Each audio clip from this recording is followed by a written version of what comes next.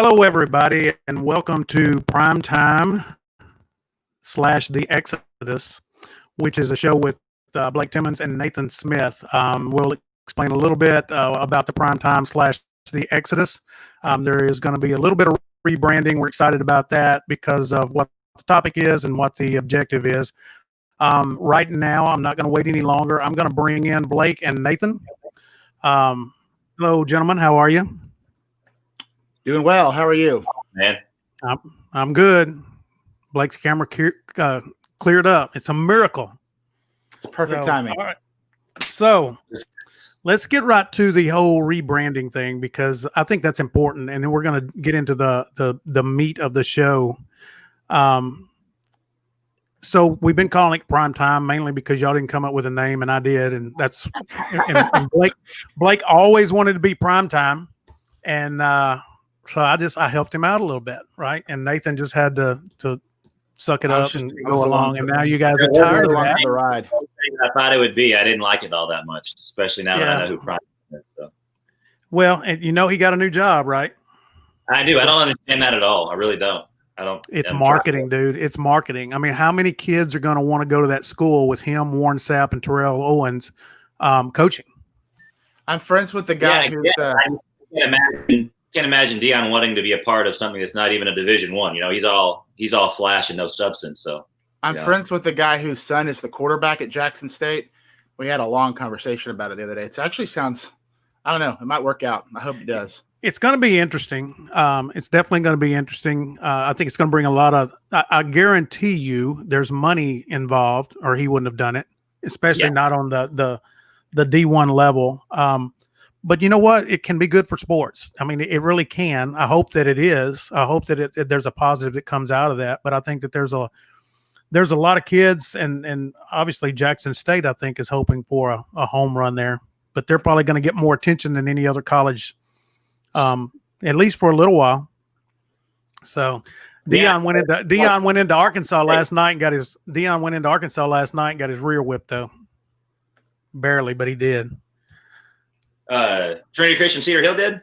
Yeah, they got beat by Bryant, which Bryant has been the 7A state champs in Arkansas for the last 2 years in a row. So it wasn't a cupcake team they were playing, but I did have to reach out to some of my Arkansas buddies that were talking about whipping Texas. I'm like, y'all don't understand how small this school down here, right?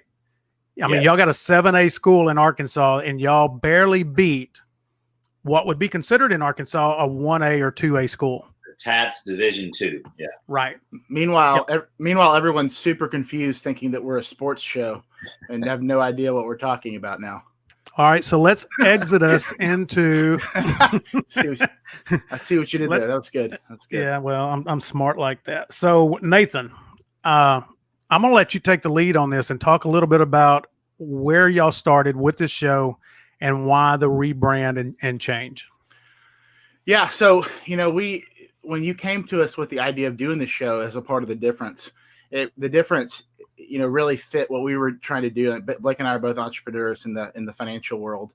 But beyond that, beyond trying to help clients and do what's right in a market, a middle-class American market that is in great need, we had a bigger passion for developing leaders, developing business owners, helping people, bringing them into the world that we're in and teaching them to do the things that we're doing so they can have that same type of success. So, when we think about that, we've talked, if you've heard previous shows, a lot about the concept of, the employee mindset and the entrepreneurial mindset and why so many people are employees, why there's less entrepreneurs. And we've covered it without trying to rehash all of it. I mean, all the shows are on our Facebook pages and YouTube and everything, but without having to go in too much detail, it comes down to risk, it comes down to education, it comes down to just knowledge, whatever the case may be. But in this landscape, especially now, in the midst of this, global pandemic, there seems to be a good time for a mass exodus, in a sense, a way of breaking free of, whatever, if it's a job that you hated, a job that unfortunately had to let you go, or just this feeling of just kind of floating through life and not really reaching your full potential, that we want to help people, not to be too biblical, but kind of moved to the promised land in a sense, where there's more opportunity, there's more out there. And I think so many people are just stuck. I'm going to say rut again, even though we got Adam chastised us last week for saying the rutification. The rutification of America. Yes, I'm going to use it again. But it's true. You know, I think that's really kind of where we're at. So leading people, you know, not that Blake is Moses or anything, but leading people on this journey into something better, I think is something that's a big passion to us, or for us. And it just kind of fit, you know, because it's not an easy transition necessarily. There's a lot of questions, you know, whether you're, you know, end up doing work with us or just, you know, doing another business opportunity that you're passionate about. There's transition, there's risk, and then navigating those waters, I think, is part of the journey that I think we want to take people on. Great explanation. Blake, you have anything to add to that? Yeah, the waters of the Red Sea, I guess, is what we're navigating, huh? That's right. But no, I mean, that's a great explanation, Nathan. And I mean, a lot of it, I know what we're going to talk about today is, you know, we talk about just the freedom and the change in your mindset. And we wouldn't be talking about this if we weren't very, very aware that there are so many people whose lives have not turned out the way that they want it to turn out. And they have these, you're always going to have employees, right? And there's always going to be a need for that. But there's so many people that have the ability to do more that haven't come to that realization yet, or have suppressed that deep inside of them, so they don't have to deal with the pain of getting up and sitting in traffic to go to a job that they don't like, for a boss that they can't stand, surrounded by people that they, you know, don't get along with, for not enough money, just enough money to get by, and they live their entire life that way. And we want to give people the opportunity to have the exodus from that. If it's something, when they hear that and they think, man, that is me. Like, so you're telling me there's another option out here? And we're like, absolutely, there's another option out there. And we want to give people the tools to do that. And we want to be sitting there saying, you know, let my people go. And then, you know, they can go and we'll cross through. I should have been better prepared and had some audio for all of that. That would have been really cool. I feel like there's a VBS song somewhere in there. I'm not sure. It is Vacation Bible School. Here we come. So Blake, you were on a show, I think yesterday. I do so many of these. I don't have days anymore. I have hours and shows. That's how I keep up with time.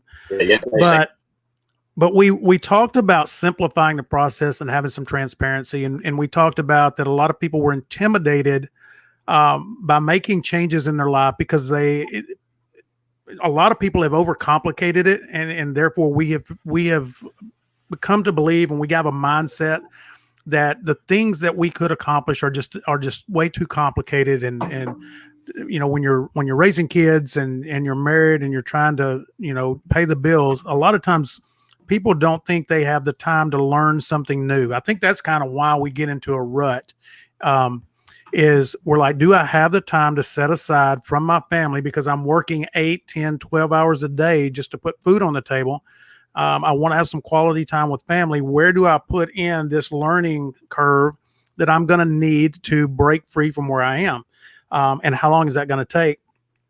And we talked about that a lot of this is more simple than what a lot of people think and what it sounds. And you know, we want to talk about mindset today. And one is you guys are really helping break the complicated mindset and transform that into a simplified mindset. So let's talk a little bit about that. We're also going to talk about the growth versus fixed, and that kind of goes in with what y'all are talking about. That's some things that I want to address, and then we will talk about the entrepreneurial mindset versus an employee mindset. So to kick this off and get it going, let's talk about the simplification of what you guys are trying to do through your coaching, training, and counseling, and how you want to help people understand that this dream that they've always had, it's not as complicated to get there as they've either convinced themselves or somebody else has convinced them. Yeah. I think I'm just going to jump in. Sorry, Blake. You go ahead. I think that for some people,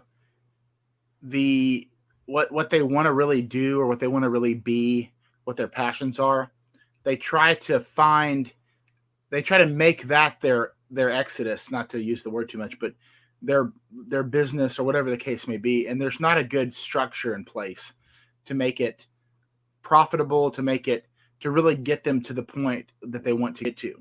And what I think people don't realize is sometimes you need a vehicle, a better vehicle that's well established, that has some skins in the game, that helps you. It may not be the business you want to ultimately end up in, or it may not speak to you necessarily from a passion standpoint, but at the end of the day, it's going to get you to the point where, like, for instance, if you want to travel the world, you may not get there. You may not have the money to do that by just doing, there's a lot of online travel businesses right now, I think, and which not going super well for travel. Unfortunately, I know a couple people that are in that, but sometimes what we really want to do, there's not a good structure in place to get us there to our ultimate goal. But if I have a business that, I can start and expand and duplicate and grow, it fills a need, obviously, which is a main, one of the big mantras in business, to find a need and fill a need. And that's going to get me the time. That's going to get me the income. That's going to get me the freedom to pursue those passions. Well, that's just as beneficial if I were to try to skip straight to the thing that I'm most passionate about. And I think that's a problem. People have these big dreams and goals, but they try to skip directly to them without looking at another avenue. And that another avenue is, okay, well, I'm never going to get there working 9 to 5 in this particular role, especially, if you're in a job where there's absolutely no upward mobility. And we've already talked about how upward mobility is somewhat of a deceptive illusion in terms of security. But it's time to, I think, for people to think outside the box. Okay, Blake and I in finance. Maybe I don't like finance. It's boring. I can't do it. It's hard, math, all those things, which is not true at all. But if you take it from this perspective, okay, if this is something I could be successful at, and it's going to help me grow personally, develop a skill, have a meet a need, and obviously become more successful, make money, whatever. Well, now I can utilize that to fund my passions, whether it's travel, whether it's ministry, whether it's whatever the case may be. So it's again, we try to get from A to C, and we can never get to A to C, but we got to find the right B, which happens to stand for business. I didn't mean to do that, but it worked out nicely. So that's just kind of a shift in thinking. I think that is where a lot of people, hopefully we can direct people in that way. Does that make sense? Yeah, a little bit. No, I'm just playing. Shut up. Made perfect sense. I'm going to say it again next time I talk. What are we supposed to say, Nathan? How are we supposed to answer that? Did that make sense? Supposed to say yes. Of course, yes, of course it made sense. Okay, yeah. Golly. Just make me feel stupid. You just say, that's how Austin Barrett ends every sentence. Makes sense? Makes sense. And so you're starting to say, makes sense? Makes sense. Well, I need something.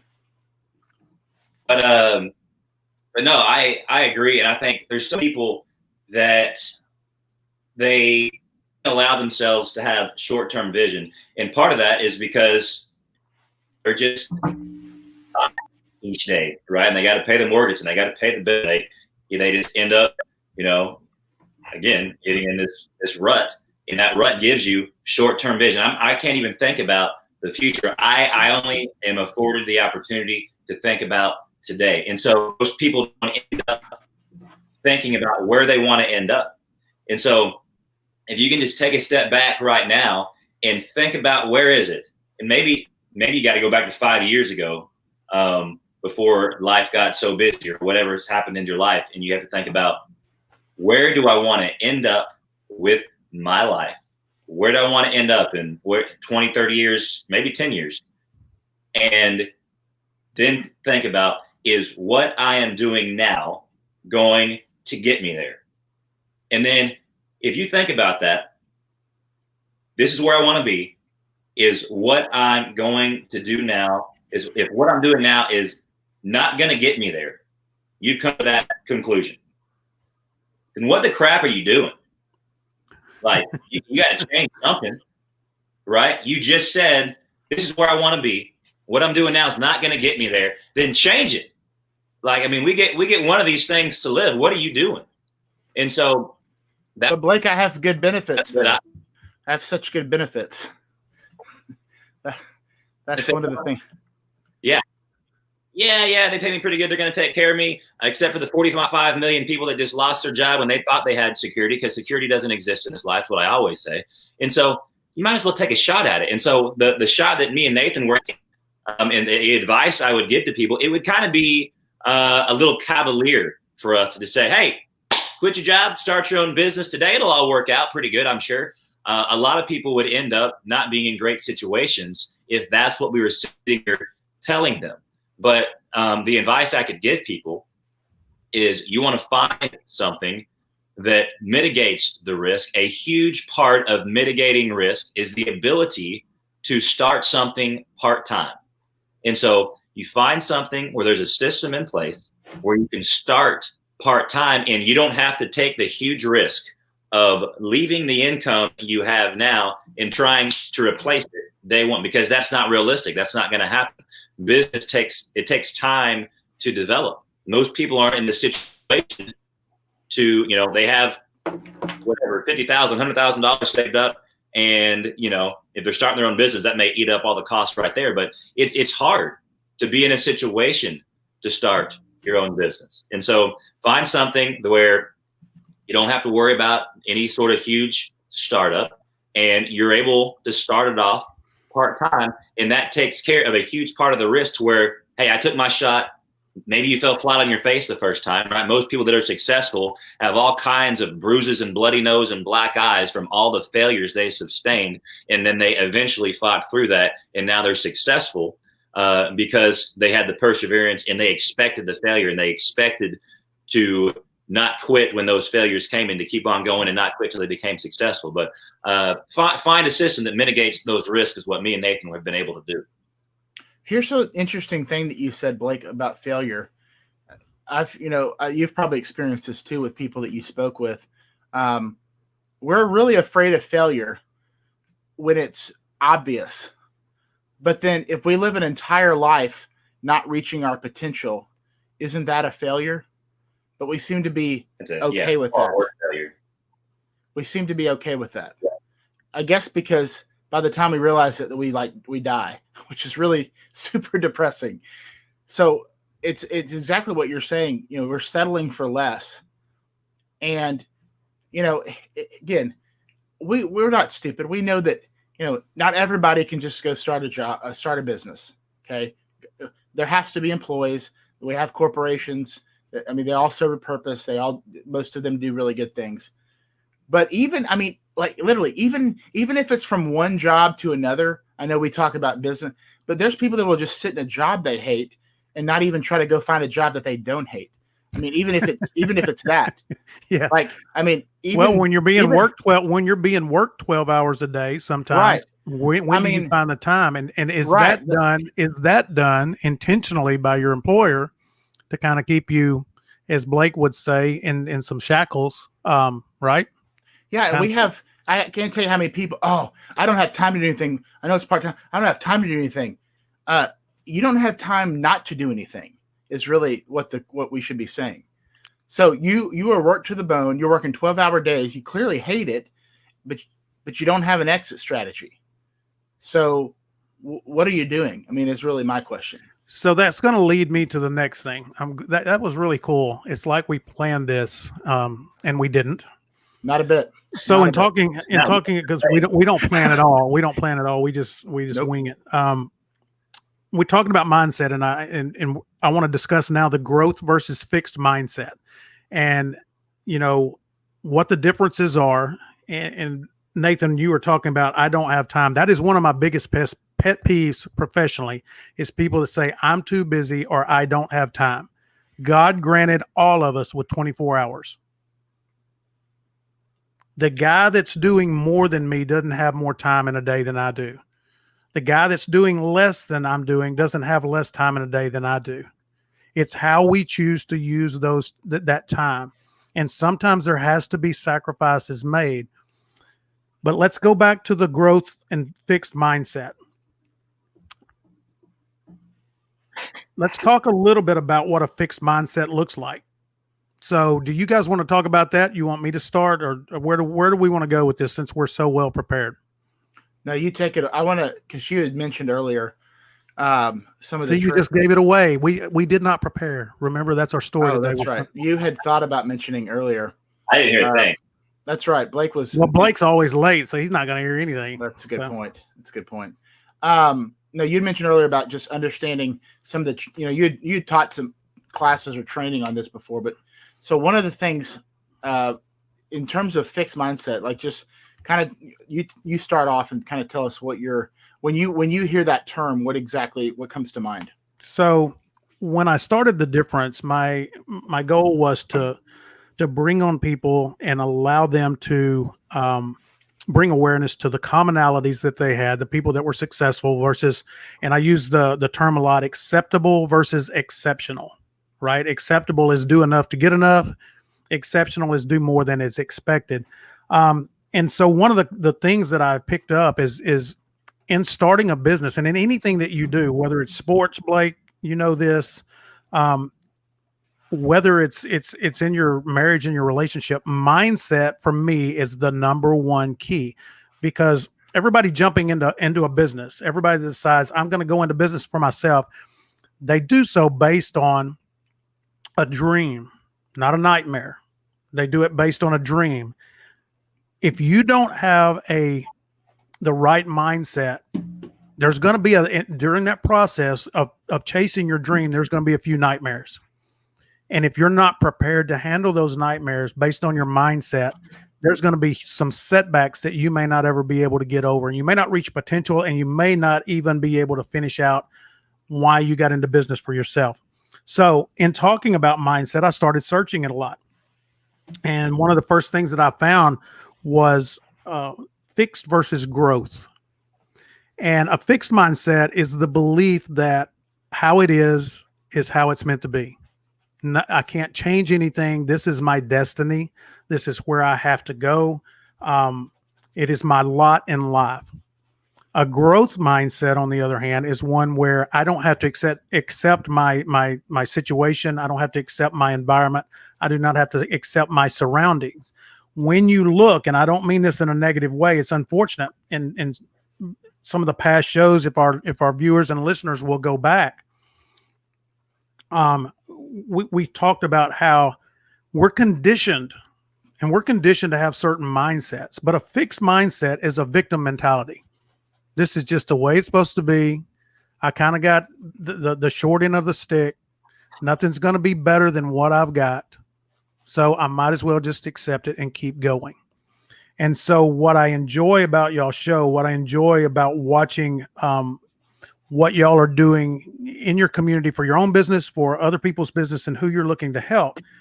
One of the challenges I believe y'all are going to have, and if you're aware of it, it's not going to be that big of a challenge, is helping people transition from a fixed mindset to a growth mindset. Growth mindset, I believe, I can, I will, I should, right? It is all the positive things that we all know. A fixed mindset, that's the one we've got to break. We've got to break that belief that this place that I'm working with the job that I hate and the boss I can't stand, with people that I don't invite to my Christmas party. That's a fixed mindset. That's a fixed mindset, because I'm Blake, you talked about it in a show previously, just a few weeks ago, about being in bondage in a way, right? A fixed mindset puts you there mentally and emotionally. It's going to put you in mental bondage. And that is why it's hard to roll out of bed in the morning and want to go to a job where I feel like that. And so being able to help people transition from the fixed to a growth is what is reinstilling and reinstalling that hope and that belief that I have more to offer this world, myself and my family, than I've been convinced that I do. Does that make sense to you guys? Yeah. No. Yeah. No. How's it feel? Yeah. No, it makes perfect sense. First of all, how come whenever sports is mentioned, it's always Blake? Blake, you're familiar with sports. As if I never did anything sports or athletic related. I coached Blake. I never saw you play sports. Well, I was decent. Okay, so there I you seen go. you swing a golf club, and I actually am impressed. You have a good golf swing. I don't right now. My back is like an 80-year-old man. But thank you for that. Man. By the way, Nathan on the couch and watch a lot of sports, so he does have a lot of experience. It's true. Yeah, okay. Watch a lot of sports. Anyways, I'll invite you to my Christmas party, Lyndon. So don't worry. Thank you. Now I forgot the question. I forgot. Now we've derailed. Well, the question was, does that make sense? Yes, it does. Blake, take it away. Yeah, I'll expand. So, yeah, I absolutely agree with that, Lyndon. And I think a couple things on that. I think you may have heard, like, the beginning of wisdom is actually the realization that you don't know anything. It's all the ignorant people that are always wanting to tell you their opinions because they know everything when actually they're stupid. And that's why they think they know everything. If they were smart, they'd realize that they don't know a thing. So we're not pulling any punches here, apparently. Getting back to the growth mindset. So if you have that mindset, then somebody is always looking for more knowledge, for more wisdom, for becoming a better person, for developing, getting closer every day to who God created them to be, knowing that they'll never fully get there, but they can come as close to that glory that they were intended to is possible. And I think that's the growth mindset. But also, I think I like to call the growth mindset the fighter's mindset, because here's the biggest differences between the fixed and the growth. And you alluded to this, Lyndon, when something bad happens, I guess the universe is trying to tell me something that, I wasn't supposed to, this just wasn't in the cards for me. Right. And so here's the problem with that. There's always going to be something keeping you from where you want to get. So you literally have destined yourself to fixed failure if every time something bad happens, just the way it's supposed to be. Right? So the growth mentality or the fighter's mentality is knowing that everything good in this life is opposed. And so a good marriage is opposed. Why is it so hard? A positive mindset, I think Holly just commented, is opposed. Why is it so easy to be negative and so hard to be positive? Just take a step back and think about that. Because everyone knows it's so easy to be negative and it's so easy to be positive. It's not. No, it's not. What is it? What is it set into this algorithm of this world that makes that true? And I would say that there's an enemy rolling around like a prowling lion waiting to devour its enemy. And so that means that everything is opposed. So getting back to the growth mindset, the fighter's mindset, you're ready for it. You know that everything good is opposed. So if I am going after this great goal and I'm going after everything that I believe that I was intended to be, I'm going after this abundant life that I believe God intended us to go after and dream, and these dreams that he placed inside of us, I'm ready for a fight. And I know that is opposed. And so every time I wake up and go after that journey, you're putting on your armor, you're putting on your boxing gloves, and hey, I'm going after greatness today. And there's a reason why most people never achieve it, because they have the fixed. Something happens and they're like, oh, sorry. But if you have the fighter's mentality, you're ready to get after it. That's one of the most important lessons I feel like is my responsibility to teach my football players.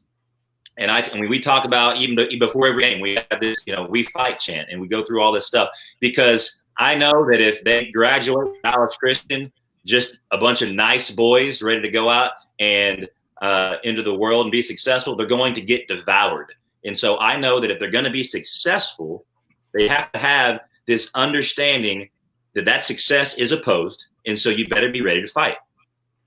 Yeah. I had a coach once in college, and we were actually playing Central Arkansas. They were number 1 in the nation. We were number 4.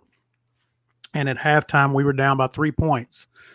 And our coach, we lost the game, by the way. I'll go ahead and give the spoiler alert, but we lost by 1 point. But our coach, it's something he said at halftime. He goes, anybody can play when you're ahead, but it takes a man to play when you're behind. Yeah. And I have never forgotten that in everything that I do, because I get challenged every day. And sometimes I'm like, why me? Why me, Lord? Why can't I just get some momentum going? But that leads me to the next thing, and that's the employee versus the entrepreneur mindset. And Blake, you talked about being a fighter. I like to use the word, and I hate to use this given who y'all are playing this week, but a warrior. The warrior mentality. Yeah. That just for me, and so as an employee with an employee mindset, and we're going to get into this a little deeper about transitioning from corporate into entrepreneurship, where the money is. As an employee, we don't have to have the warrior mindset, because typically somebody else fights the battle for us. Right? Does that make sense? I mean, that's one reason why we take those positions. As I was telling Nate earlier, since he went ahead and did and sold me out about the preparation. But as I was telling him earlier, an employee is told when to come to work, what to do when they get there, how to do it, and then when they can go home. Right? And so the responsibility, pretty much, they're responsible for doing their job, but they have abdicated the risk and responsibility to management and to ownership, which is, that's the way it's supposed to be, right? The owner is the person that assumes the most risk and responsibility, but therein lies the reward. Therein lies the value of what we're worth. It's the person that will assume the largest responsibility and the largest risk will always get the biggest reward. Now, they are at risk of losing more than anybody else. But back to what I'm saying, if we're talking about those battles every day, an employee and an employee mindset doesn't have to fight the battles. Management fights that battle. So in breaking away from the corporate world and going into running your own business, you've got to have the right mindset. That you've got to have the entrepreneurial mindset. Number one, I accept the responsibility. Number two, I accept the risk. Number three, I'm going to be mentally and emotionally prepared for all the challenges that come my way, or I'm going to surround myself, and I'm setting you guys up right now for this. I'm going to surround myself with the support and with the team that is going to help me make all the transitions. You see what I did there? I did. Now take it and run. Well, Nathan, the ball is in your court. See, we talked about sports, so there we go. Thank you. My worst sport. I appreciate that. Shut up. Before I go into what you're saying, I was just thinking as we were talking, looking at it from a little bit more of a historic view, because we're talking about challenges and things that we go through. And if you think about, before the Industrial Revolution, from a job standpoint, you had everybody that was basically, they owned a business, they were an apprentice, or they were just they were providing their own way. I mean, just think if you're like a cabbage farmer or something. Your seriously, your livelihood is based on. Where did a cabbage farmer come from? I was watching a show the other day. The guy was a cabbage farmer. Whatever. I mean, people, didn't just come out of nowhere. Someone's got to farm cabbage, Lyndon. Okay, you're right. But anyways, so your livelihood is based entirely on your efforts, but there's no system there, right? If you don't go out and plant your crop, or at least if you're a blacksmith, if you don't find horses and shoeing horses and all the other things that blacksmiths do, I don't know what all they do, but your entire it's called a farrier. Thank you. You're welcome. Your entire well-being is based on your efforts, and we talk about that in an employee mindset now, but the employer has some of that responsibility. They're like, they're putting their structure in place, which I think makes it worse for us in a sense, because taking it back to, before the Industrial Revolution, if I didn't get up and plant the cabbage, if my crop failed, I'm screwed.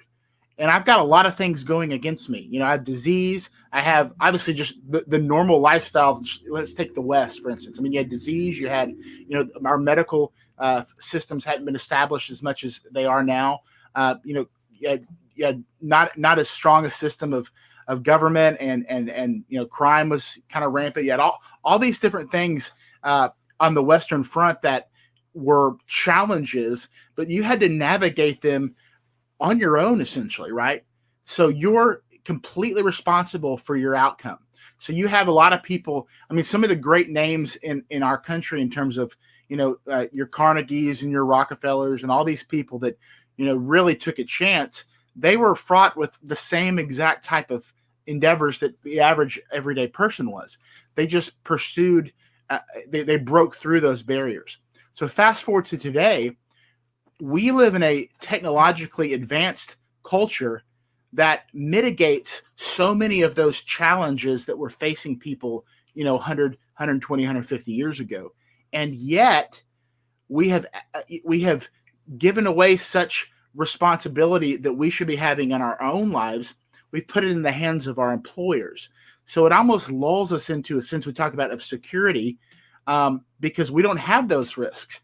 And we should be more excited to take greater risks, to jump out of our comfort zone, because there is a sense of protection that there never was before. You talk about, Blake, there's no real security. That's true, but there is so much from a society standpoint. We're living in a much better time, and yet we still find excuses.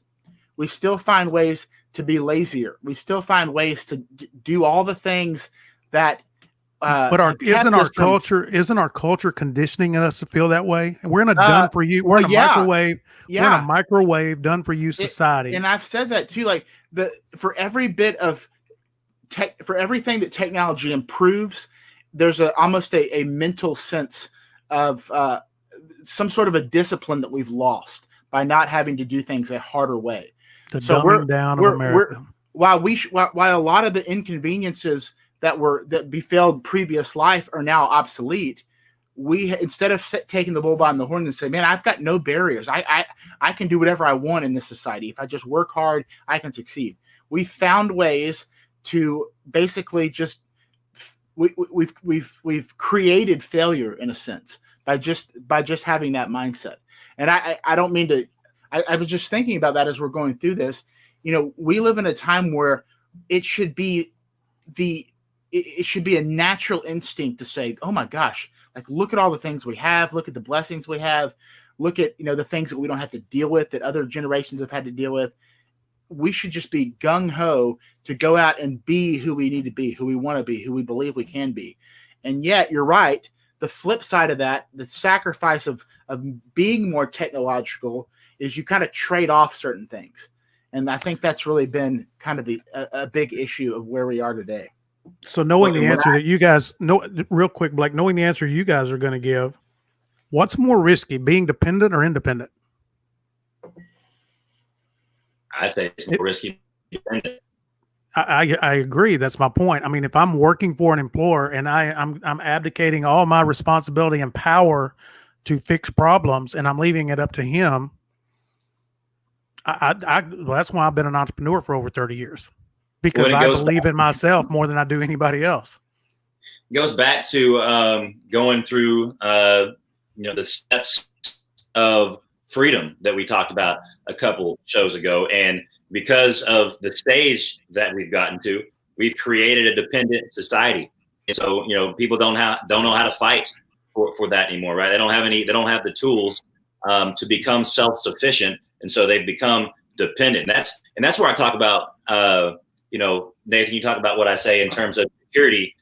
When I say that, I guess I shouldn't say that security doesn't fully exist. It exists at some levels, but there's 45 million people that lost their jobs that thought they had security. They had the illusion of security, and that security did not exist. I mean, think about this in terms of security. Like, Lyndon, you're talking about the employer takes on the risk, and so the employer does, and so the employee doesn't really have to, and the employee can kind of operate on autopilot and doesn't have as much responsibility, and you just go home and not have to worry about that.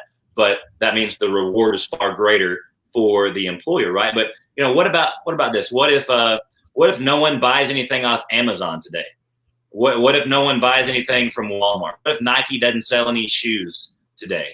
right? That's the small-minded mindset of people that don't want to go out and take a risk, right? Because that's the risk that the employer takes.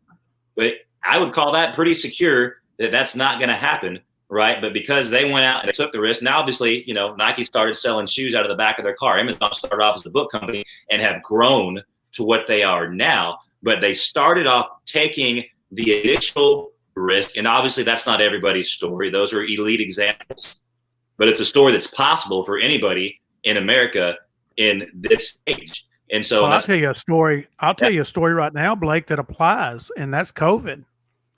I know a lot of people that are self-employed entrepreneurs, independent contractors, and when COVID happened and businesses were shut down, these small independent people, including myself, figured out a way to remain in business, while a lot of other people got sent home and they still haven't got a chance to come back to work.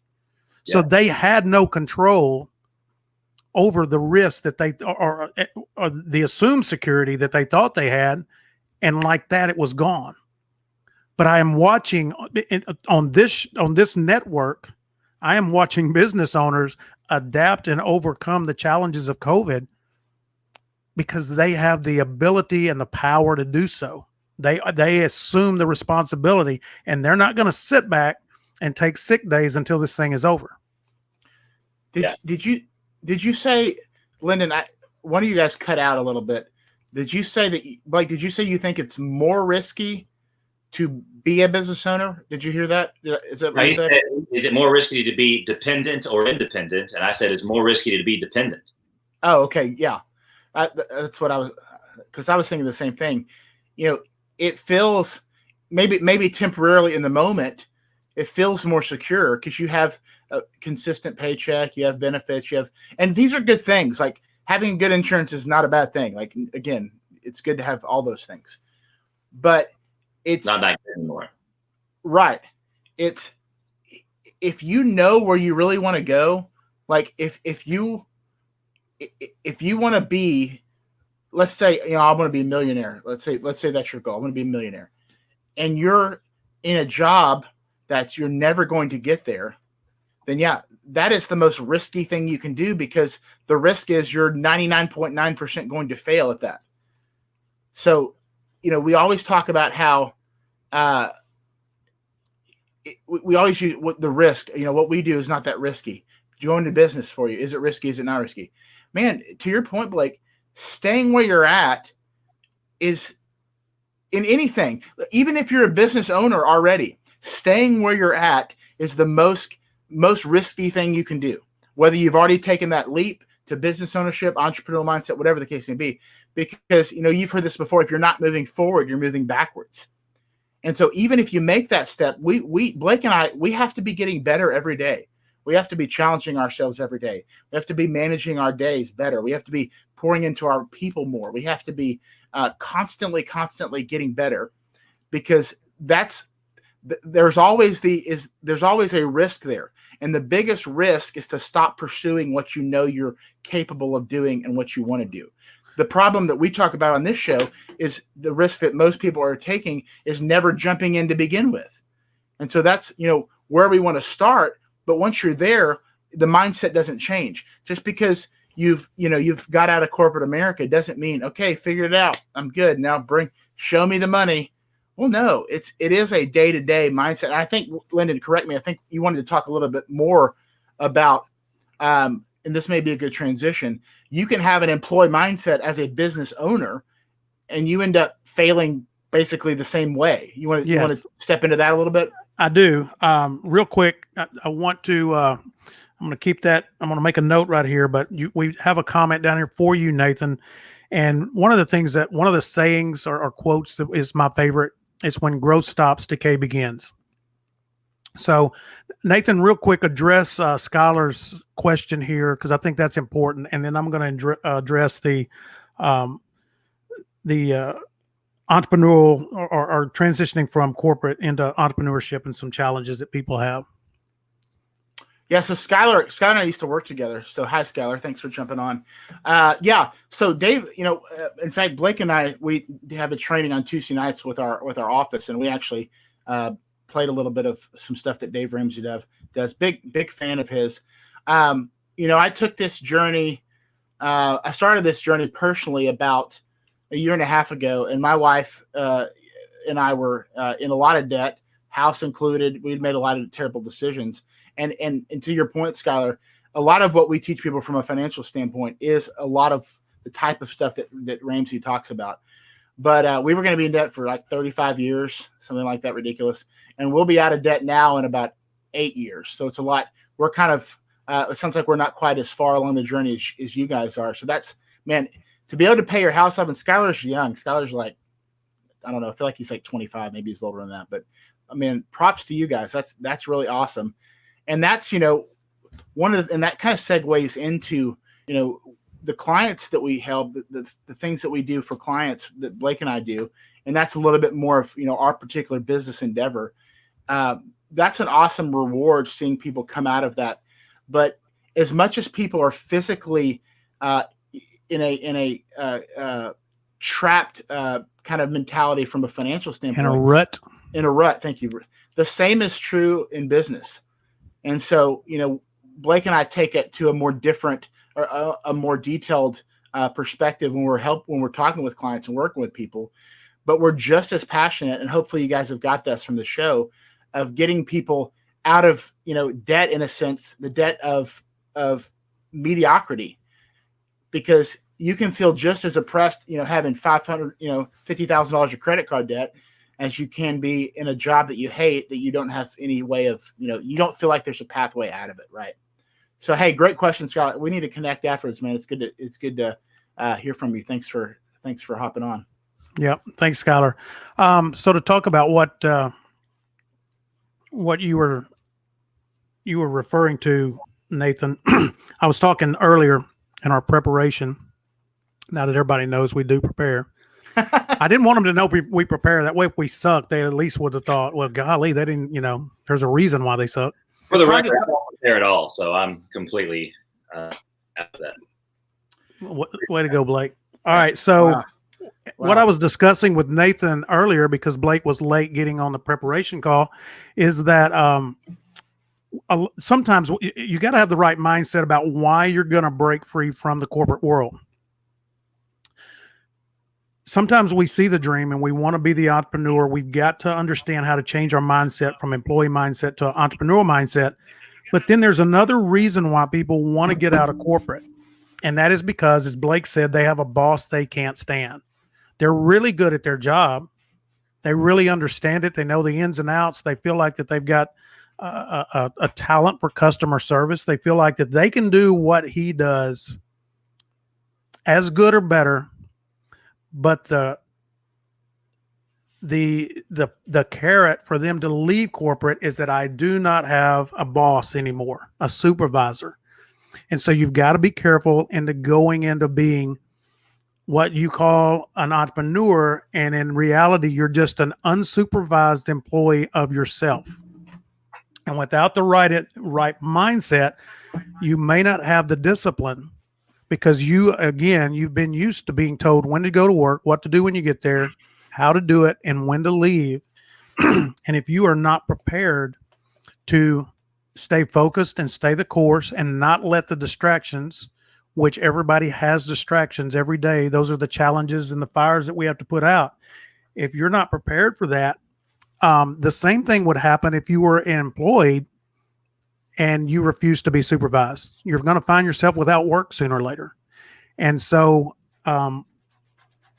we've got about 11 minutes left. And so Blake looks like he's got something to say, but I want you guys to close us out today talking about what y'all do and the support that y'all give. If a person decided they wanted to follow y'all's example, follow y'all's leadership, get involved, do that as Blake said, on a part-time basis to start, kind of get your feet wet, because it's very difficult. Most people have to go into entrepreneurship and they either got to have a big savings account to get them through, or they're going to eat ramen noodles for a while. and I know what that feels like. So it's pretty cool that you guys have a process, established, that someone can come in. It's almost like a done for you entrepreneur model. So Blake, say what you got to say, and then y'all take it from there.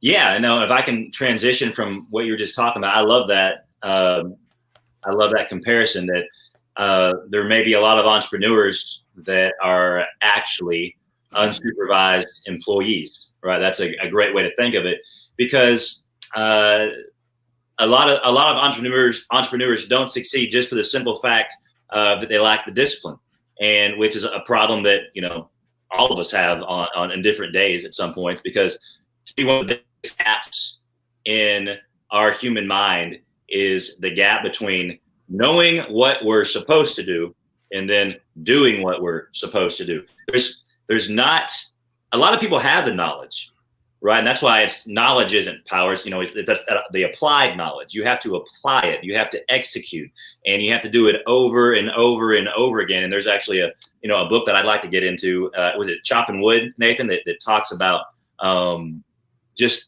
bringing to light the different ways that most people work and how they stop before the compounding of their efforts. But that's what I love, honestly, about what we do, is that, and we talk about this a lot, most people have, I won't say most people, a lot of people are surrounded by negativity in their lives, and they have, that spills over into their work environment. They have a negative work environment. And so you have to have discipline to do what me and Nathan are doing, but we are also surrounded by people that are positive and encouraging and holding each other accountable. We meet every morning at 9 a.m. for accountability and to talk about what we've done the day before and what we're going to do. And this is not like, this is people that we've given permission to hold us accountable. We don't have bosses, right? We don't, but we're also, we're not supervised, I don't want to say, but we have this team that we've given permission to hold us accountable, and we hold them accountable also, because we all want to see each other succeed. And so you have this accountability system, and it's like you alluded to, and it is like a starter kit. They mitigate the risk. Most people, it's too risky to go into business for yourself. So what if I told you, if you're listening, hey, I got a way for you to go into business for yourself, take away all the risk, and then the risk reward ratio, something my dad always taught me, if you're going to look at a big decision in life, what's the risk reward ratio? So perhaps the simplest decision I've ever made was looking at something and saying, okay, so zero risk, limitless, truly limitless reward. How could I have an easier decision to make in my life where all right, I'm getting a free shot here. Come here, fall flat on my face. For me at the time, at least I learned some sound financial principles so I could stop screwing up my family's own financial concepts, my family's own financial life, and implement that in my own life. But if I come in here and I don't fall flat on my face, I could change my life forever. All these, these things that I thought were going to happen, was getting out of high school and college, and dreams of playing in the NFL, and then all of a sudden that's over with. What do I do next? I'm just gonna work 30 years for somebody and not really like it all that much and die. Now I get a limitless reward. It's already paying off for us, and now I get to basically run a business where the more I make other people's lives better, the better quality of life I have for me and my family. I get to invest in other people's lives now. I get to inspire them, motivate them, empower them to change their own life. And from that, I also have a better quality of life for me and my family. And that's the way that I want to live my life. And that's the way I get to live my life now. That's awesome. Hey, I want to read a quote real quick. I'm going to let Nathan go, but this is one of my favorite quotes. And Blake, it basically kind of parallels what you were saying, but this is from Calvin Coolidge, and it says, nothing in the world can take the place of persistence. Talent will not. Nothing is more common than unsuccessful men with talent. Genius will not. Unrewarded genius is almost a proverb. Education will not. The world is full of educated derelicts. Persistence and determination alone are omnipotent. The slogan "Press On" has solved and always will solve the problems of the human race. Amen. Hey, will you post that on the difference page? Because I want to copy that. I like that a lot. I did about a week ago, but I will do it again just for you, Nathan. Well, sorry, Thanks for paying attention. I can't read everything that's posted. Anyways. Well, just read the good stuff. Okay, I'll start doing that. I feel stupid now. Jeez. No, but am I wrapping up? Do I get to talk now finally? Finally. I'm just Good Lord. I got my counter over here says you talk more than anybody, but you go ahead. No, it's your turn. I'm kidding. That's probably fair. So my experience in corporate was a little different in that I really, I've said this before, I like the people that I worked with. I loved what we did. I think it was and it still is a very good company. It has a very defined purpose, a software company. So I didn't have that perspective of, God, I got to get out of here. I hate, it's toxic and blah, blah, blah. But, my thing was just wanting something more, knowing that I don't think I was ever going to be fully utilized in that position. And so to me, the risk was, like I talked about earlier, was staying there, not jumping out and doing something different. So you talk about mindset in terms of, one of the big complaints people have in corporate or wherever, anytime they have a coach or whatever the case may be, is most people don't like to be micromanaged, right? Oh God, they just, they check on this and that. And if it's not perfect and all these algorithms and analytics and things like that we check on people. And most people don't like to be micromanaged. But and this is something that I have to learn, and I'm constantly trying to challenge myself. You have to micromanage yourself when you're on your own. And, if you're starting from the ground up, it's even harder. What Blake talked about, having a system in place that kind of helps you with, back office client things, things like that from specifically in what we do is a huge blessing, but they don't control your day to day. You are your own man, your own woman.